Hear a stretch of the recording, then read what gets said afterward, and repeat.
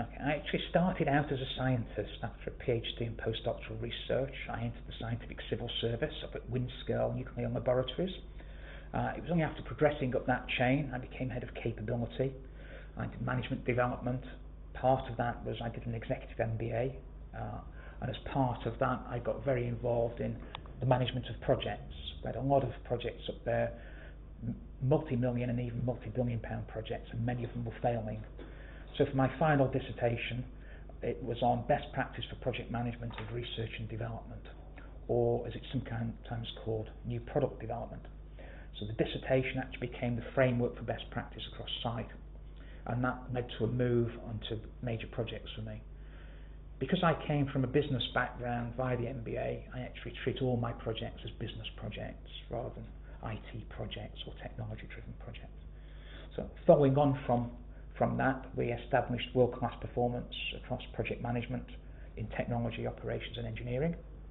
I left into 7 other industry sectors, went on to become a fellow of the Association for Project Management, as well as the BCS of course, and now sit on the board of the Association for Project Management.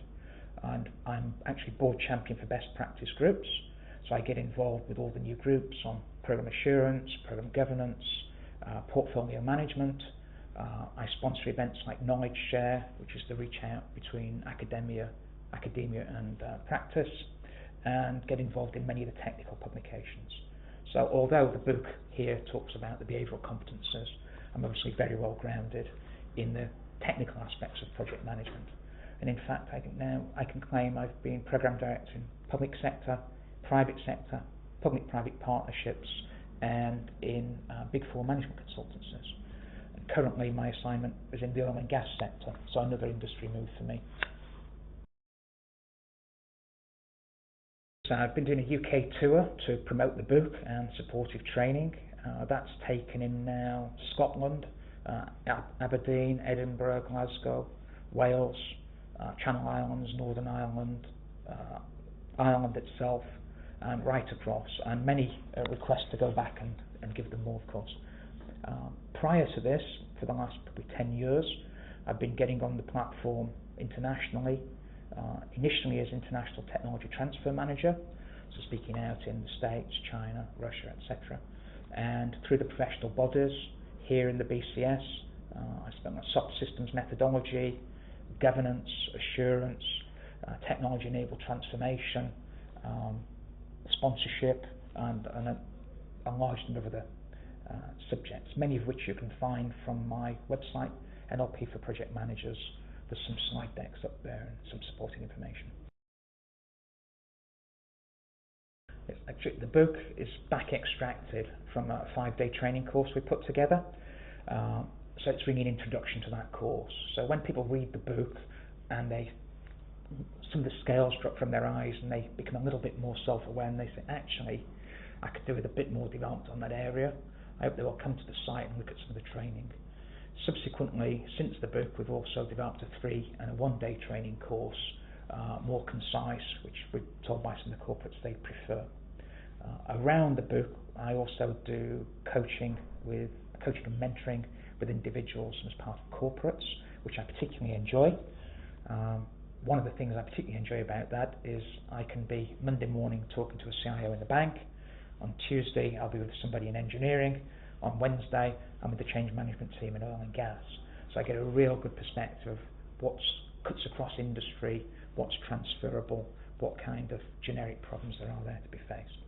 And for a day job, usually, I'm working in interim and turnaround. So quite often I get involved to go and benchmark or to do assurance of a project, look at the improvement gap. I'll then either go in to coach the existing team or to do the turnaround and then do a handover. So I very much like to keep my hand in. I'm a practicing project professional. Okay. Hopefully when people have read the book, they will, for many of them, they'll say, this is applicable, this will help me to do my job better, where can I go from here? Because I do the talks that we've mentioned around the country, people can come along to the talks. In those talks, I give us the introduction, why it's important to project management, why it's applicable. We then run through some exercises around how is it making this thing real for them. We talk about some techniques like the inner critic, behavioural competences, differences in meta programs, whether people are big picture or detail, whether people are in time, whether they live in the moment, or whether they're through time and manage time. And we go through some practical examples of how this is applied to projects. What I then move on to with the courses is, now you know about yourselves and what you do well, and what you'd like to be more flexible in, the courses are all about behavioural flexibility. So I do this, on some occasions I want to do this. And then I teach tools and techniques on how to move from being big picture, be able to go into the detail, or being in the detail to go back up to meet your boss at big picture, or from being very optimistic, how can we make this happen, to looking at the risk aspects, what might stop us from doing this. Naturally, people fall in one camp or another.